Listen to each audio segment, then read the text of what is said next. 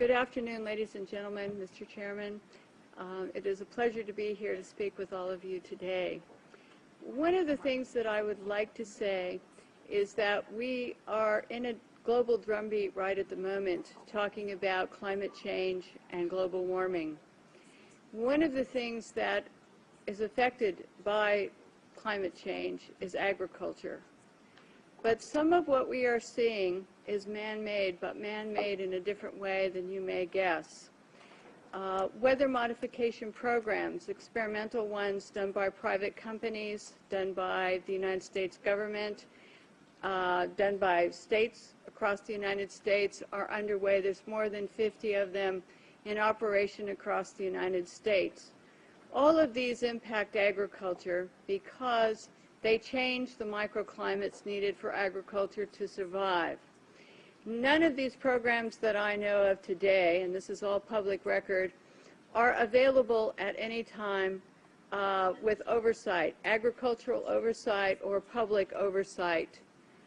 These programs impact agriculture, and there are programs around the world, international corporations, are modifying our weather all the time, and they're modifying it in ways that cover thousands and thousands of square miles. Most of it is chemically altered, so that what happens is that we are putting chemicals, ground-based chemicals that are shot into the air, or chemicals coming from airplanes that change and modify our weather. So one of the things that I'm concerned about and that we need to address in the future is how these programs are impacting microclimates needed for our crops to survive and needed for pollination. If we change the growing season, the pollinators may not survive, and also our crops, our flowers, and our tree crops may not get the pollination needed. So one of my areas is looking at this situation to see if we can begin to put under control experimental and other types of weather modification programs. The other issue is that a lot of times we're talking about mitigation for climate change. It's rather an undefined term at this period of time. And so what happens is that many times we're talking about artificially putting chemicals like sulfur or particulates into the atmosphere in what they call geoengineering schemes to reduce and help the planet, supposedly, but help the planet to not go through such a tremendous global climate change and to mitigate global warming. However, the incidence of putting chemicals into our atmosphere is going to change and impact agricultural crop production. And if you take and you put up into our skies chemicals to reduce the amount of sunlight reaching the earth, you are going to begin to reduce crop production. Studies at the University of Illinois on corn crop production show reductions. Without the process of photosynthesis, whereby plants from direct sunlight gain the energy to grow, to produce crops, we are going to find ourselves, if we mitigate in that direction, impacting the crop production not only here in the United States but worldwide. One of the things that is impacting crop production right now in the United States and reducing photosynthesis and also impacting the ability of solar power panels to generate the type of power that they should is persistent jet contrails. NASA talks about persistent jet contrails as exacerbating global warming because they trap warmth in the atmosphere when they produce cirrus and man-made clouds. NASA also talks about that that these aircraft leaving persistent contrails are changing our climate. And when they change our climate to the degree that one jet can leave a persistent jet contrail which will spread across our skies from what this picture up here on my left on the screen looks like, which is a trail left by a jet, that trail can expand to 4,000 kilometers and last for 20 hours. This was unheard of in the early 60s and the 70s, and it wasn't until the late 1980s that there was a change and we started to have persistent jet contrails that persist. NASA studies show that part of our global warming problem could be attributed to these types of contrails and the jets that leave them.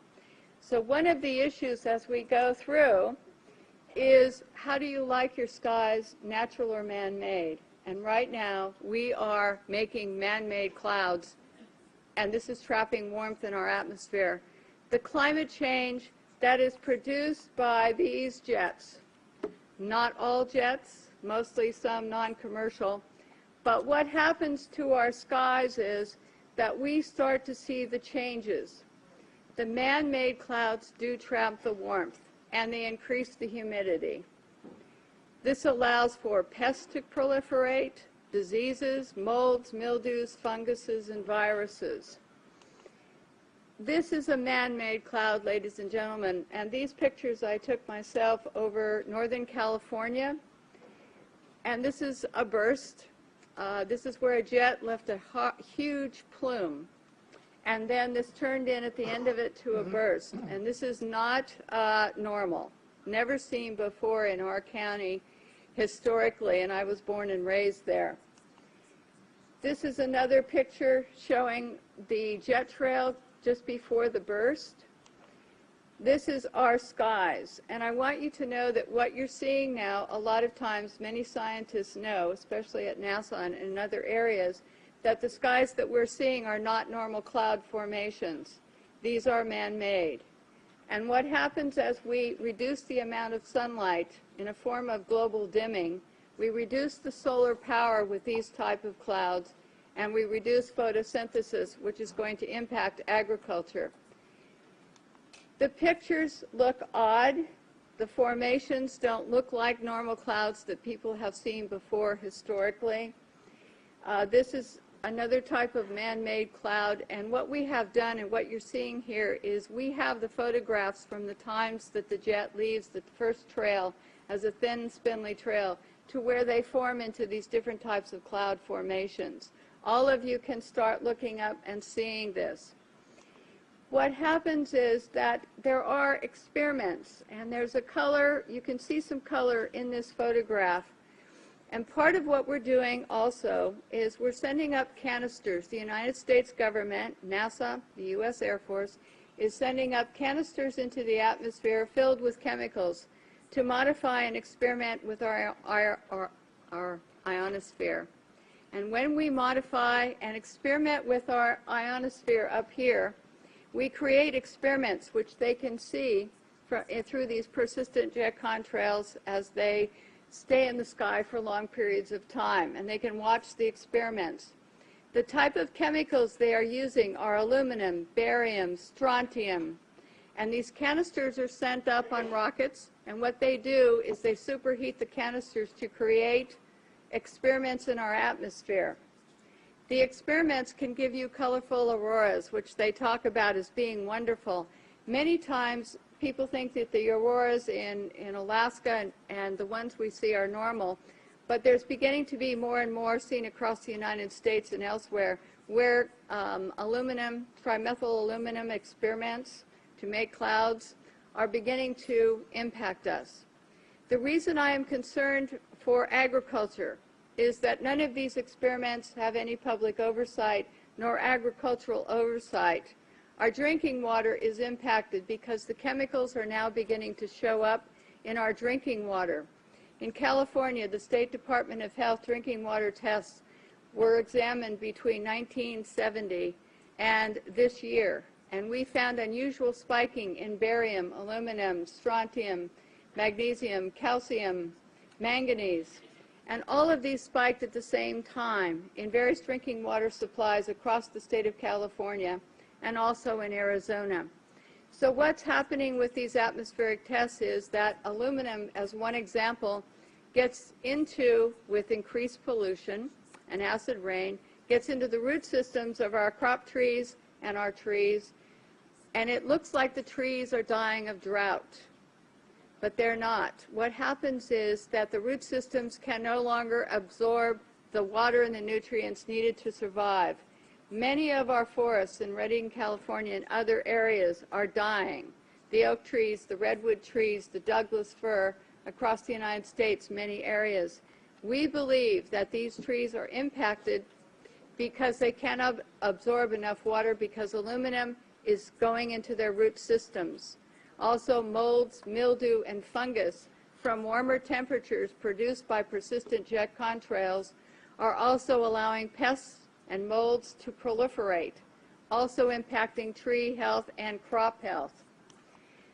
The skies that you see up here, it is important to note, have a white haze to them. When crossing the United States 2 days ago, we saw this man-made produced haze all the way across the United States. There were a few real clouds. We saw the persistent jet contrails from the jet windows, and the skies in the white haze looked a lot like this. So one of the things that we need to really look at is that jet fuel emissions contaminate our air, much as automobile exhaust. They know from scientific studies back in the 1970s that they deplete beneficial ozone in the atmosphere by releasing nitric acid. So one of the things that we need to look at is the impact of just jet fuel and just the emissions from jets as well. I want to go on and talk briefly about a couple of issues here that I think are important for everyone to realize. If we don't look at the problems that we are creating, the atmospheric testing programs, in other words, the jet contrails that are warming our climate, and we say to ourselves, we want to geoengineer something else. We want to add more particulates to help global warming or to stop climate change. What we're going to have is we're going to have a pea soup up there of chemicals which are going to be detrimental to our health. It is much better to take the EPA model of the 1970s, where the Environmental Protection Agency was designed to put in regulations to reduce the pollution at its source, to reduce and put caps on how much pollution corporations, cars, automobiles were putting into the atmosphere. One of the things that we're talking about as mitigation is to go into geoengineering plans which add more chemicals to our atmosphere, which are going to get into our drinking water supplies, which are going to get into our soils, which are going to impact our trees. Our trees across the United States, many of them in many areas, especially Mendocino, Lake, and Sonoma County, are dying. They are not healthy as they used to be. And this problem, having traveled across the United States into some other areas, seeing the pictures coming in from across the United States and other countries, we're finding that there's beginning to be an impact from all of these programs and all the chemicals in our skies. And so one of the things we need to think about and work for is reducing pollution. Alan Buckman from the California State Department in Fish and Game talked about microbes, and they're important to the environment. We have at our disposal already some technologies and already the wherewithal to begin to make the planet more healthy and to put it into a different perspective. But if we go to the geoengineering schemes that are waiting in the wings, thousands of them, to put the particulates up and sulfur, then we are going to be in trouble with agriculture across the United States and around the world. It is time that we look at some different solutions that are already here, and it's time that we look at what's happening in our skies and say we don't need to add any more chemicals, we are doing enough. And what these experiments in our skies are doing with atmospheric heating and testing, we don't know, but the chemicals are showing up in our drinking water. So in closing, I would like to say to all of you and to encourage you to know that just what I showed you today is beginning to impact crop production in the United States. And we're seeing higher UV radiation that is burning the tips of our trees and our plants. We see the molds and mildews growing here, and we see all of this, and we hope that all of you will consider before you think of mitigation and just go forward with some of the plans that are being sold to you as almost a cap-and-trade situation, where a corporation like Planktos decides to put iron dust into the Galapagos Islands area. This is a proposal, may have already started, and to create algae blooms. And yes, they're saying, yes, we're going to help the environment because we're going to create these algae blooms for more oxygen. But what happens is it's going to impact the marine life in those areas. As a geoengineering plan, it is going to be sold, the credits for this, the supposed benefits, is to be sold as credits to people who want to pollute more.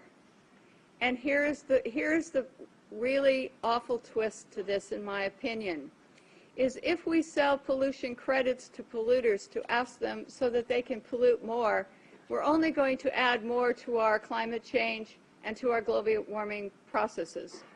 We have to say, no, we don't want money market schemes that are going to go into the ocean and change something possibly to the detriment of our oceans or our air, in order to sell credits to someone who wants to pollute more. Ladies and gentlemen, this is a consideration for all of you when you start to talk about caps and trades, when you start to talk about geoengineering plans, because we don't need a money market scheme. We need to have and use the microbes available to us, the science available to us to reduce the pollution that we're putting into the atmosphere, and we need a new direction, and I think that this might be a good one.